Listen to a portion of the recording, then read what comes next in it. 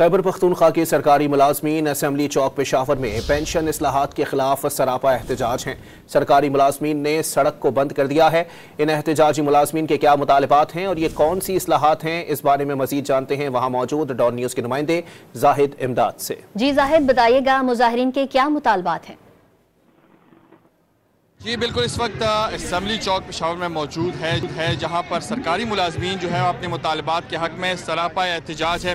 بنیادی طور پر کیا مطالبات ہیں اور اس حوالے سے جانتے ہیں، یہاں پر کچھ سرکاری ملازمین ہمارے ساتھ موجود ہے۔ جی بالکل، سب سے پہلے اپنا نام بتائیں۔ ٹھیک ہے، بسم اللہ الرحمن الرحیم۔ میرا نام خالد پرویز شاہین ہے اور آل تناول ٹیچر ایسوسی ایشن کا مرکزی صدر ہوں اور مانسہرہ سے میرا تعلق ہے۔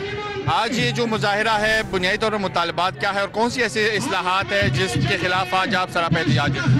دیکھیں، ہمارا سب سے بڑا اور یکنواختی جو مطالبہ ہے نا جی، جو پنشن میں ناجائز کٹوتی ہے۔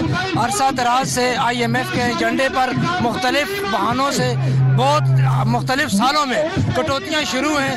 ایک سرکاری ملازم جب ملازمت کرتا ہے گورنمنٹ کی، جب سرنڈر کرتا ہے گورنمنٹ کے آگے، اپنے تمام تر خواہشات پر وہ پاؤں رکھتا ہے، کسی قسم کی سیاسی ایکٹیویٹی میں ایسا نہیں لیتا، کوئی بھی ریاست کے خلاف بات نہیں کرتا، ہر وہ حکم بجا لاتا ہے جو ریاست اس سے دیتی ہے، حتیٰ کہ وہ پولیو کی ڈیوٹی کرتا ہے، وہ الیکشن کی ڈیوٹی کرتا ہے، صرف اس لیے کہ وہ ایک سرکاری ملازم ہے۔